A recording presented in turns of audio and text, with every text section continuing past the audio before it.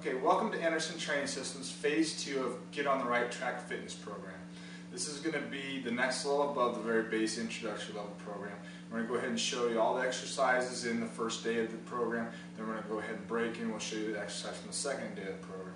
This would be on the level of somebody that's working towards an intermediate level program. We should have some expectations of being able to do a certain few drills like lunges and some overhead pressing and stuff like that. We have some nice variations. This program can, in its complete entirety, be done at home.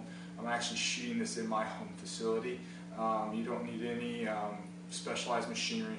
Basically, everything we're going to show you today can be done with elastic tubing.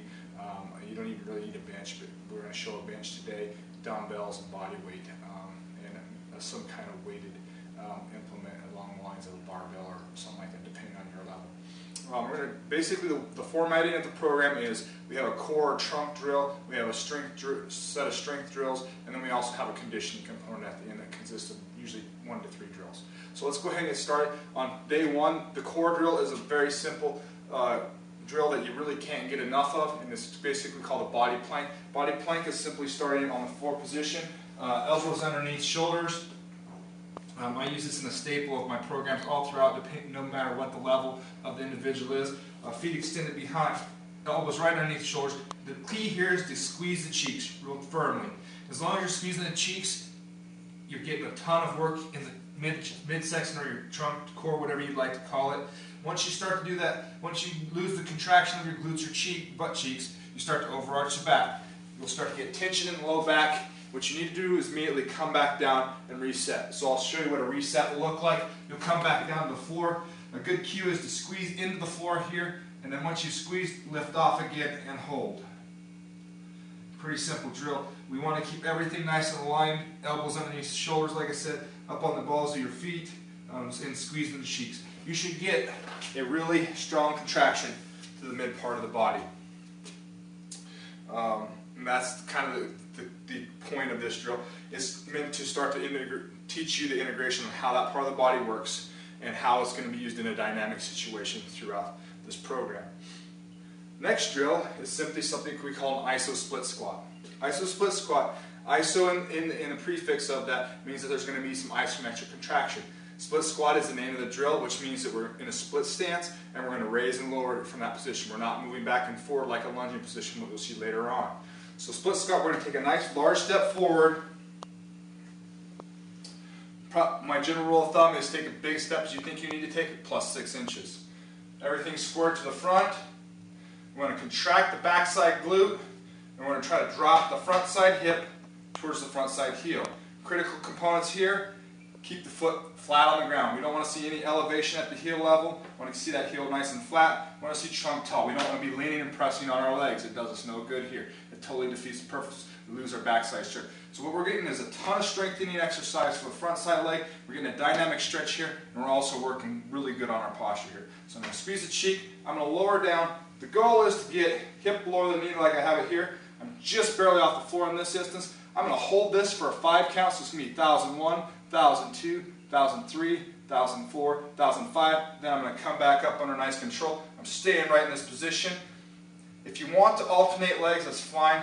It'll take you a bit longer, but I would recommend, if you can, just moving straight up and down. Again, I'm going to show it to you in a little bit quicker pace. Contract the glute. If you need to put a hand back here, make sure you contract it. It's actually a really critical component to keep tension off this backside knee. Squeeze, lower the front side hip down towards the heel. Hold 1001, 1002, 1003, 1004, 1005, and push off to the ground. Contract the front side leg.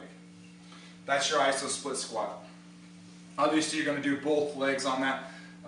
We're getting a ton of dynamic stretch on the back again, like I said, and a lot of good isometric and dynamic single leg strengthening exercise on the front side leg. Next drill is just something simple. One of the real gold standards of upper body strength out there across any measuring system is the push-up. We don't do quote-unquote girl push-ups here. All our women and men do push-ups in a normal fashion. Obviously, sometimes we have strength discrepancies with our female athletes. We want them to be able to do the drills just like everybody else. Sometimes we have to start with a progression movement into this. That's what we're doing today. It's called the eccentric push-up.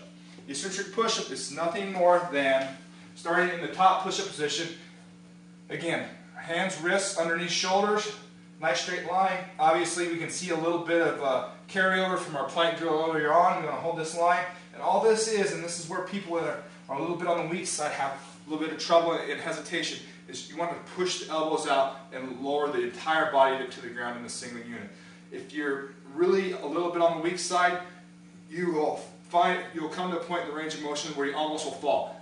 Attempt to, and then eventually you will be able to slow the body down through the entire range of motion. Here's what it looks like. I'm going to give a 5 countdown. So it's going to be 1001, 1002, 1003, 1004, 1005. We're coming down, touching the ground, come to the knees, come all the way back up. So it's elbows wide, 1001, 1002, 1003, 1004, 1005, and down. One thing that people will start to do when they get tired or fatigued, and I want you to be aware of this, is you'll start to sag here. And then that's going to leave your chest high, and the shoulders are starting to have to do a lot of work. You're going to get, if that starts to happen, and an indicator for that is starting to get a bunch of tension in the upper back, upper neck area, up into your traps. If you start to feel yourself have that happen, give yourself a longer break in between repetitions, or you may need to discontinue and come back and try to work into a little more lighter progression the next time. So if you're only able to get up to maybe 5 repetitions with that, maybe the next time you stop in 5 repetitions instead of 10, and the next time you got to come out and be incremental and try to get 8 repetitions the following time. Just be very incremental if you find yourself not being able to recover enough to perform proper repetitions. Another kind of key sticking point is you'll see people cock their shoulders forward like this and duck their heads. This is not a head ducking drill. This is a total body drill. Again, squeezing the cheeks, tighten the firm in the trunk or core, and let the elbows drift nice and wide. Nice slow 5 to 10 second down, depending on your programming protocols. That's the eccentric push-up.